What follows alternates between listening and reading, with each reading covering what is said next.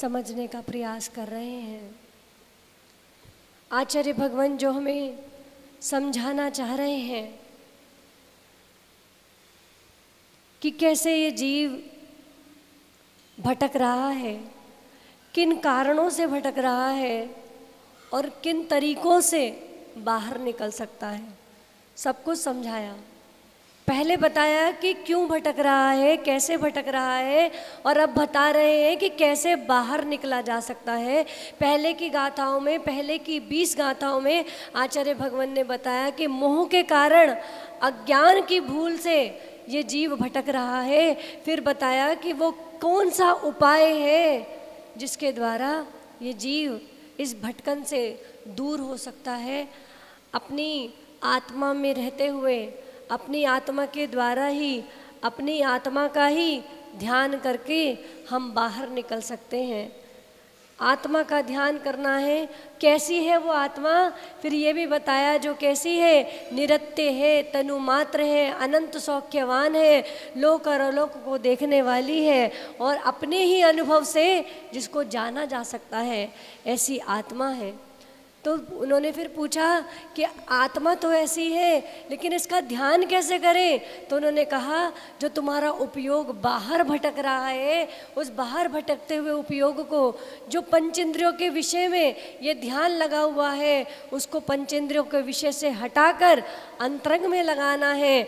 और कैसे कैसे लगाना है कि एकाग्र चित्त होकर, एकाग्र मन के द्वारा इस आत्मा का ध्यान करना है। उसके बाद अज्ञानोपास्तिरज्ञानम, कल कितनी सुंदर बात कही थी कि जिसके पास जो होता है वो वही देता है। अपन बचपन से सुनते आए हैं ये सुक्ति, और साथ साथ ये भी सुनते आए हैं कि कुसंगत में जाओगे तो कुसंगति में जाओगे तो कुसंगति होगी, और सुसंगति गुरुओं की संगति करोगे तो अच्छा ही मिलेगा। क्योंकि अगर बबूल के पेड़ के नीचे से जाओगे तो कांटा चुभने की पूरी संभावनाएं है ना। और कभी बबूल के पेड़ के नीचे से निकलो और कांटा चुभ जाए तो दुखी मत होना, सोच लेना कि इसके पास यही था तो इसने यही दे दिया। और कभी आम के पेड़ के नीचे से जाओ और आम पड़ा हुआ मिल जाए तो ज़्यादा खुश भी मत होना। क्या आचार्य भगवान तो यही कहते हैं ना कि सम्यक दृष्टि कौन है? सम्यक दृष्टि वही है जो ना दुख में कूलता है और जो ना सुख में फूलता है।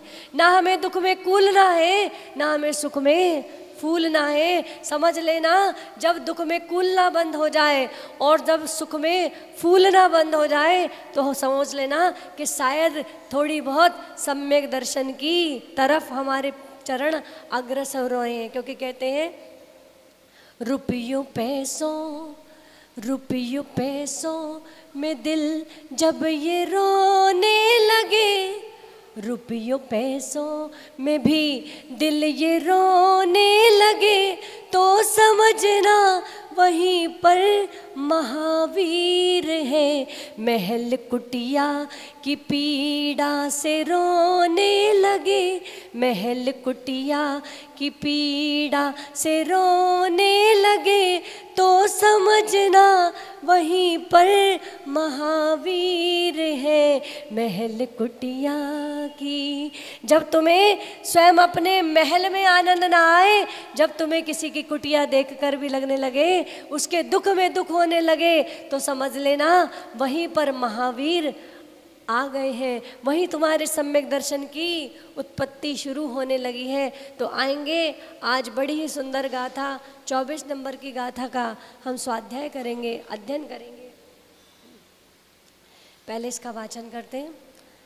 परिषाद्ये विज्ञाना, परिषाद्ये विज्ञाना द्रासवस्य निरोधिनी, दास्रवस्य निरोधिनी,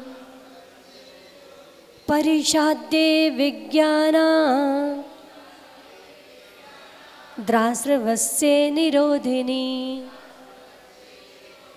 जायते ध्यात्मयोगेन कर्मणामाशु निर्जरा जायते ध्यात्मयोगेन कर्मणामाशु निर्जरा परिषाद्ये विज्ञाना द्रासवस्य निरोधिनी।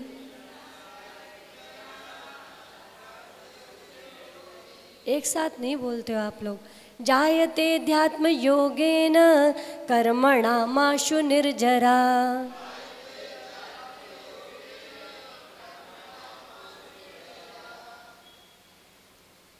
बड़ी सुंदर बात आचार्य भगवान कह रहे हैं, समझ लेना, इसका अर्थ समझ के ध्यान दे देना कि आप कितनी श्रद्धा के साथ ध्यान करते हो, कितनी भक्ति आपकी भगवान के प्रति है।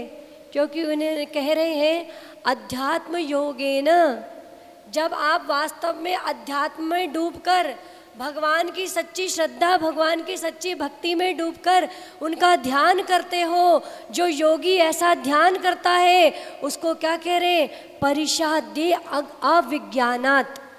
पहला शब्द जो है ना, परिचय आदि अविज्ञानात्, उसको परिचय आदि, जब उसके ऊपर कोई उपसर्ग होता है, कोई परिचय होता है, तो अविज्ञानात् उसको क्या होता है, उसके ऊपर उसका उपयोग नहीं जाता है। किसका उपयोग नहीं जाता है? जो अध्यात्म योगेन, यानी कि जो अध्यात्म में डूबकर, या भी कह सकते हैं जो आत्मा के ध्यान में लगा होता है, उस समय में उसको परिचय आदि, उपसर्ग आदि के ऊपर ध्यान नहीं जाता है। कितने सारे उदाहरण अपने प्रथमानुयोग में भरे पड़े हैं। बहुत से लोग कहते हैं कि प्रथमानुयोग की कहानियाँ तो कल्पना मात्र हैं। कई लोगों के मन में ये प्रश्न आता है कि इसमें तो बहुत सारी प्रथमानुयोग में जो कहानियाँ दी है ना, ये तो माता जी कभी कभी ऐसा लगता है कि ये तो काल्पनिक है। पर अपने भगवान की वाणी में आया कि अनुयोग कितने होते हैं? 4 होते। कौन कौन से? प्रथमानुयोग, कर्णानुयोग, चरणानुयोग और द्रव्यानुयोग। और आगम में यह भी पढ़ा कि जो भगवान की वाणी पे अश्रद्धा करता है वो कौन होता है? कितने अच्छे से आपको पता है, वो मिथ्या दृष्टि होता है। हम एक बात कहते हैं, कभी कभी हमें भी पहले डाउट होता था, दूसरों की तो क्या छोड़े, कभी कभी हमें भी डाउट होता था, पर ऐसा नहीं है। प्रथमानुयोग भी हमें पुराने आचार्यों की, पुराने लोगों की, पुराने व्यक्तित्वों के बारे में बताता है कि देखो उनके ऊपर इतने बड़े उपसर्ग आए लेकिन वो नहीं डिगे और उन्होंने उन उपसर्गों को सहन किया। तो क्या अपन अभी मोक्ष कल्याणक बना के चुके हैं। पार्श्वनाथ भगवान ने कमठ के उपसर्गों को सहा, क्या उनके अंदर इतनी शक्ति नहीं थी कि वो उसका प्रतिकार कर पाते? बताओ। वज्र वृषभ नाराज संघनन वाला जीव, वज्र वृषभ नाराज संघनन जिसका हो, क्या वो प्रतिकार नहीं कर सकते थे? कर सकते थे, लेकिन वो जानते थे कि प्रतिकार करने में कोई सार नहीं है, प्रतिकार करने में कोई सार नहीं है। अरे अनादिकाल से प्रतिकार करते आए हैं तो भवन में भटकते आए हैं। अब तो समय आया है कि इन सबको समता से सहना है। सुकौशल मुनिराज को हमने सुना, पांडवों को क्या कर दिया? गरम गरम लोहे के आभूषण पहना दिए। सुना है ना आपने कि गरम गरम लोहे के आभूषण पहना दिए, और वो अपने ध्यान से नहीं भटके तो 3 पांडवों में से 3 क्या चले गए? मोक्ष को चले गए, और नकुल और सहदेव। लेकिन नकुल और सहदेव के मन में सिर्फ इतना, उनको अपनी चिंता नहीं हुई थी। कोई ये सोचे कि वो उपसर्ग से डर गए थे, उनको अपनी चिंता नहीं हुई थी, उनको अपने भाइयों की चिंता हो गई थी। इसलिए मोक्ष तो नहीं गए लेकिन स्वर्ग तो फिर भी गए। अपन कितने सुकौशल मुनिराज, क्या आचार्य मानतुंग गोस्वामी महाराज पे भी उपसर्ग ही तो था, क्यों उनको 48 तालों के अंदर बंद कर दिया गया? लेकिन उन्होंने, अगर वो भी ये सोचकर काव्य रचना करते, ये सोचकर भक्तांबर की रचना करते कि मेरे उपसर्ग दूर हो जाए, ये उपसर्ग दूर हो जाए, तो लगता एक भी ताला टूटने वाला नहीं था। उन्होंने तो अध्यात्म योगेन, वो अध्यात्म काल में इतने लीन हो गए, इतने लीन हो गए कि उनको इस बात का चिंतन ही नहीं आया कि मेरे ऊपर कोई उपसर्ग हो रहा है, कि मेरे ऊपर, मेरे को राजा के द्वारा कोई परिचय दिया जा रहा है। उन्होंने इसको परिचय मानकर भगवान की भक्ति नहीं की थी, उन्होंने तो स्वयं भगवान की भक्ति में लीन हो गए थे, इसलिए उनके ताले टूट गए। आचार्य मानव गोस्वामी के कितने ताले टूटे थे? तेज की बोलो ना। और आपके ऊपर कितने ताले लगे हैं? 148। कितने? उनके ऊपर तो मात्र 48 ताले लगे थे। आपके और हमारे ऊपर तो कर्म की प्रकृतियां कितनी होती? कर्म प्रकृतियां 148। तो वो कर्म प्रकृतियों के 148 ताले हमारे ऊपर लगे हैं। और कैसे टूटेंगे? अध्यात्म योगेन। अध्यात्म, जब अपनी आत्मा की साधना करोगे, क्योंकि शिष्य ने यही तो प्रश्न पूछ लिया था कि हे भगवान, हे महाराज जी, आपने, हे गुरुदेव, आपने मुझे बता दिया आत्मा की साधना करो, आत्मा ऐसी होती है, ऐसी ऐसी होती है, और आत्मा की साधना हमें एकाग्र चित्त होकर करनी है। लेकिन वो साधना तो करूँगा, लेकिन उस साधना का फल क्या मिलेगा? है ना, बनिए लोग हैं ना, वो भी बनिया ही रहा होगा। उसने आचार्य भगवान से प्रश्न कर लिया कि मैं साधना तो कर लूँगा, सब कर लूँगा, लेकिन मुझे बताओ कि उसका फल क्या मिलेगा। तब आचार्य भगवान कह रहे हैं कि अध्यात्म योगेन, अपनी आत्मा की साधना जब कोई जीव करता है तो उससे क्या होता है, जब वो और कैसी साधना करनी है? ऐसे नहीं कि जैसे माता जी बताती हैं कि सुबह सुबह सर्दी के दिन होते हैं ना, जब सर्दी के दिन होते हैं और ठंडी लगती है बड़ी तेज की, तब भी तुम जब पहला पानी का मग सर पे डालते हो तो भी तुम्हारा भी निकल जाता है, नमोरियंताणम नमो सिद्धाणम नमो अंताणम, है ना, नमोरियंताणम तब भी पढ़ लेते हो। वो वाला नमोरियंताणम पढ़ोगे तो कुछ नहीं होने वाला। लेकिन अंजन चोर ने पढ़ा था क्या? आड़म ताड़म कछु न जानम सेठ वचन प्रमाणम। क्या? आड़म ताड़म कछु न जानम सेठ वचन प्रमाणम। इतनी श्रद्धा है क्या तुम्हारे अंदर? इतनी श्रद्धा थी है कि आज भी जितनी श्रद्धा अंजन चोर में थी कि उसने क्या करा, क्या करना था उसे? सीके पे चढ़ा हुआ था, सीके काट देने थे नमोकार मंत्र का जाप करते हुए, और सीके कटने के बाद वो जब नीचे आता, अगर उसने सच्ची श्रद्धा से नमोकार मंत्र का जाप किया है तो वो उसको आकाशगामिनी विद्या सिद्ध हो जानी थी। और अगर उसने सच्ची श्रद्धा से नहीं जपा तो नीचे क्या था? हाँ, नीचे क्या थी? नुकीली तलवारें लगी थी, उस पर गिरता और प्राणांत हो जाता। कोई तुम्हें कहे कि तुम्हें विद्या सिद्ध हो जाएगी, तुम श्रद्धा से नमोकार मंत्र का जाप करो तो तुम्हें ऐसा हो जाएगा, और तुम काटना और तुम्हें आकाशगामिनी विद्या सिद्ध हो जाएगी, तो सबसे पहले कहोगे कोई ना, पंचम काल में कोई ना होने वाली।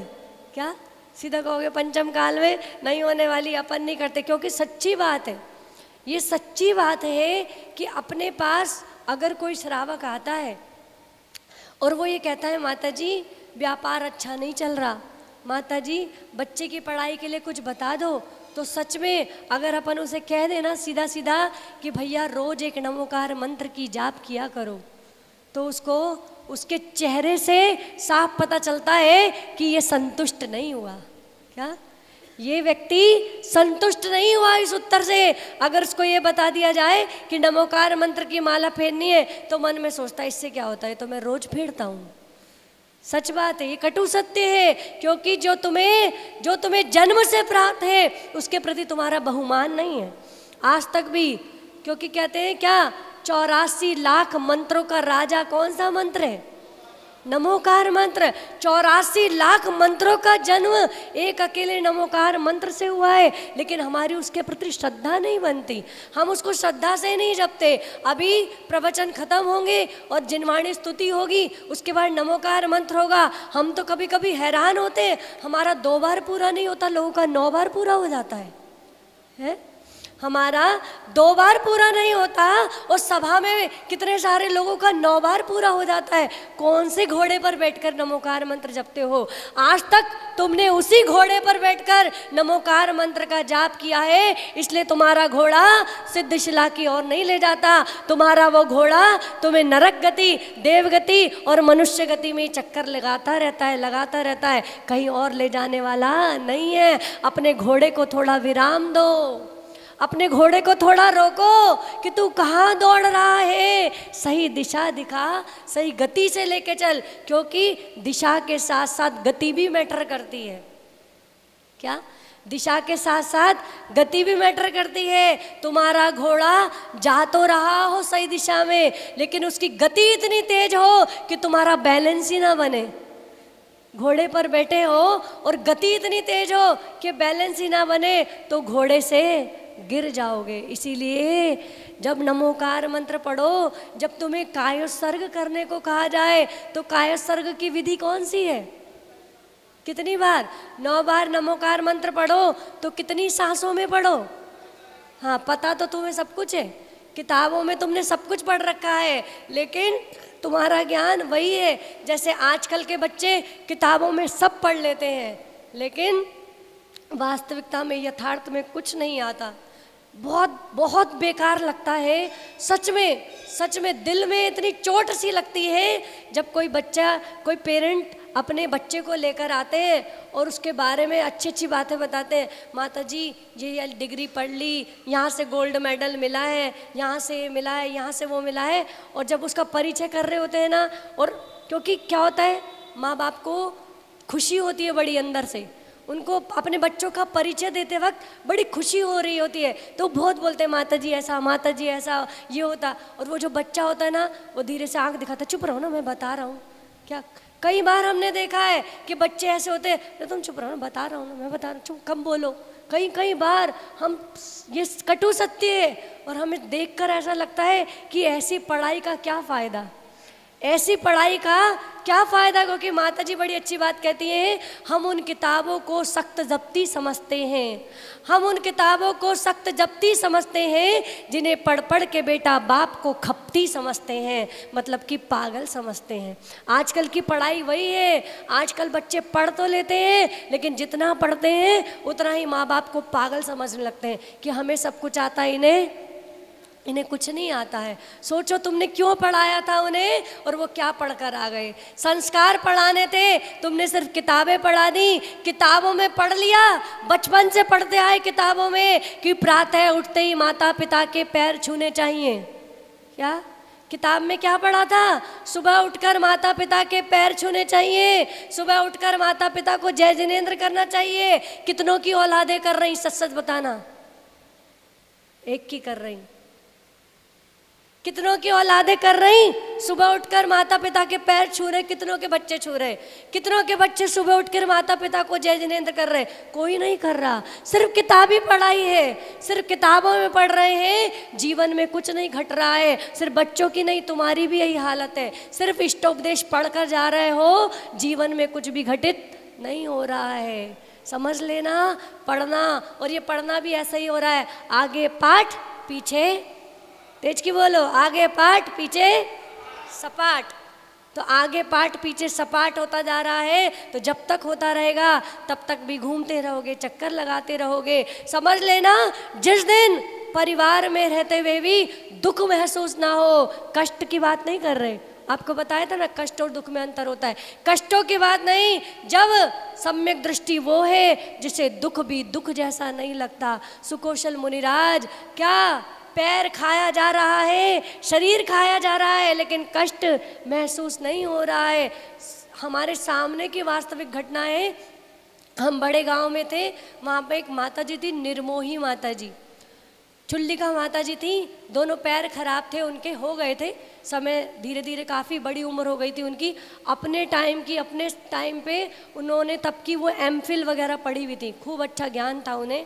और हम बड़े गांव में पहुँचे, कल्याण मंदिर का 44 दिन का अखंड पाठ रखा था, और वहाँ से करीब आधा किलोमीटर पड़ता होगा वो मंदिर, आश्रम जहाँ पे वो माता जी रुकी थी।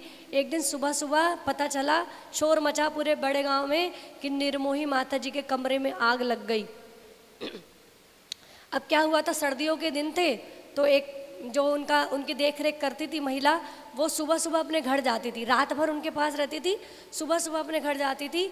तो लाइट नहीं थी, तो वो एक मोमबत्ती उनके कमरे में लगा के चली गई, और वो मोमबत्ती क्या गिर गई चौकी पे ही। वहाँ जिनवाणी रखी थी, जिनवाणी ने आग पकड़ ली।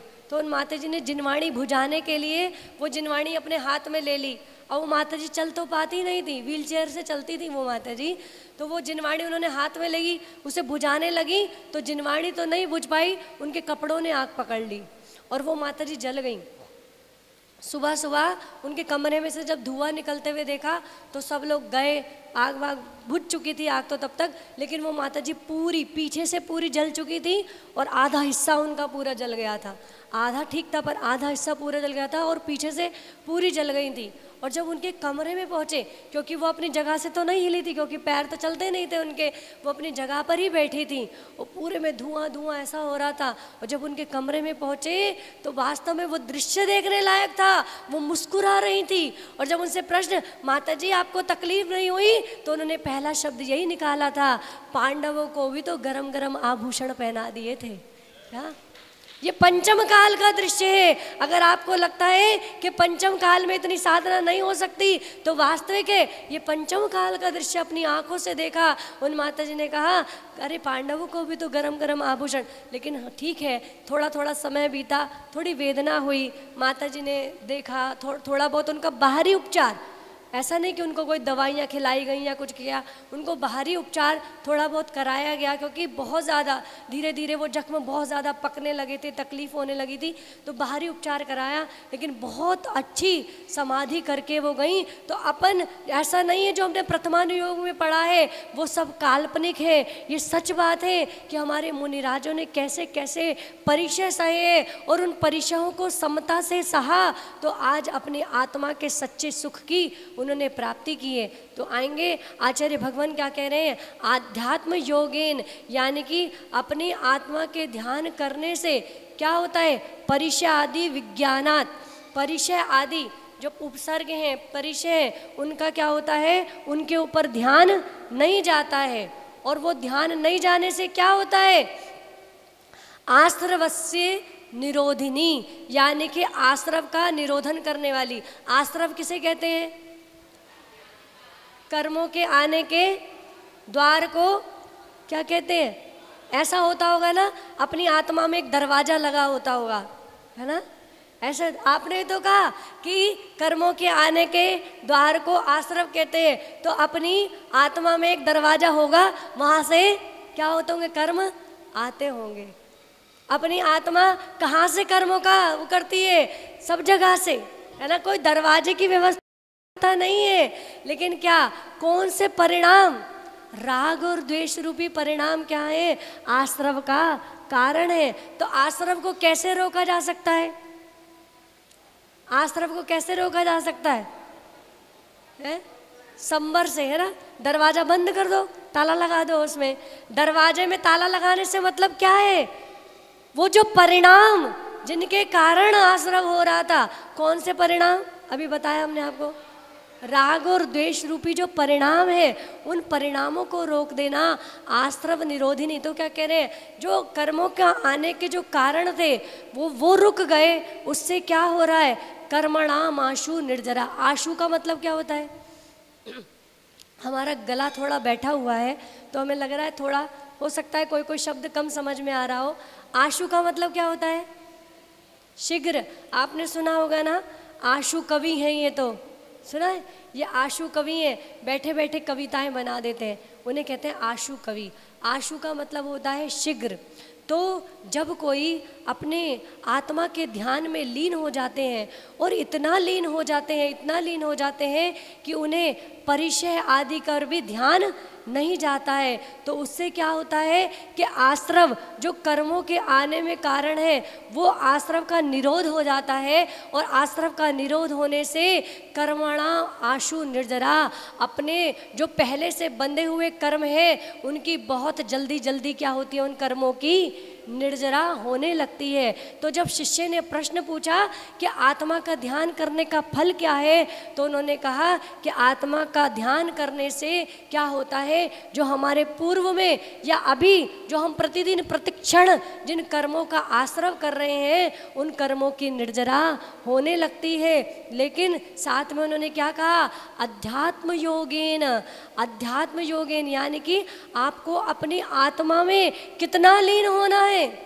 कितना लीन होना है कि अगर आप कहीं बैठे हुए हैं तो आपके ऊपर उपसर्ग परिचय आदि पर भी आपका ध्यान नहीं जाए। लेकिन आचार्य भगवान एक बहुत अच्छी बात कहते हैं।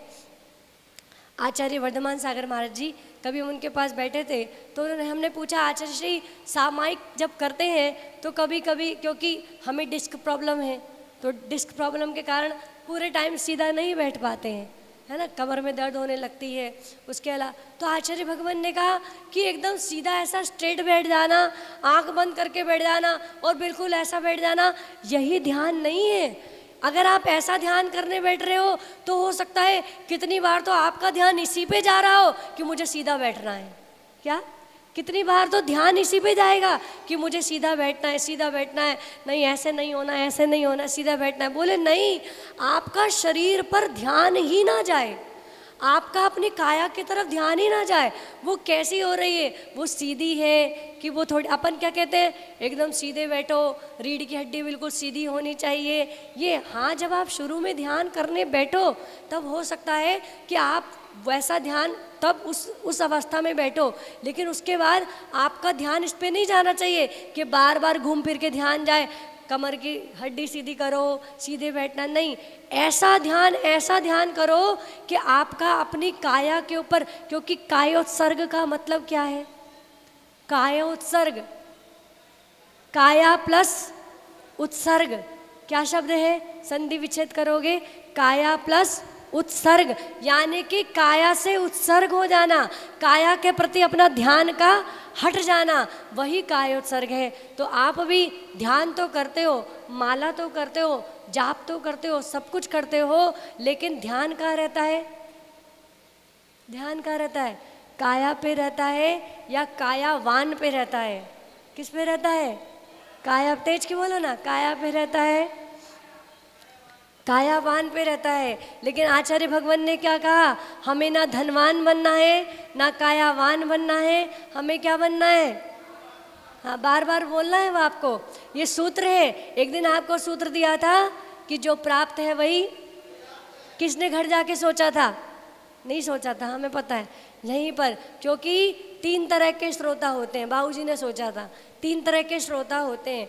एक श्रोता वो होते हैं जो जब धर्म सभा में आते हैं तो अपने चाय के कप को सीधा रखते हैं, चाय पीते हो ना तुम लोग, तो चाय का कप लेकर आते हो, क्योंकि आपने देखा होगा कि आप जब ट्रेन से सफ़र करते हो तो ट्रेन किसी स्टेशन पर रुकती है, और जैसे ही ट्रेन किसी स्टेशन पर रुकती है तो एक आवाज़ आती है, क्या, चाय वाला, आती है, सुनिए आपने, और चाय वाले की आवाज़ आए ना आए, तुम तो ढूंढते हो चाय वाला जल्दी से आए, ढूंढते हो कि चाय वाले की आवाज़ आए।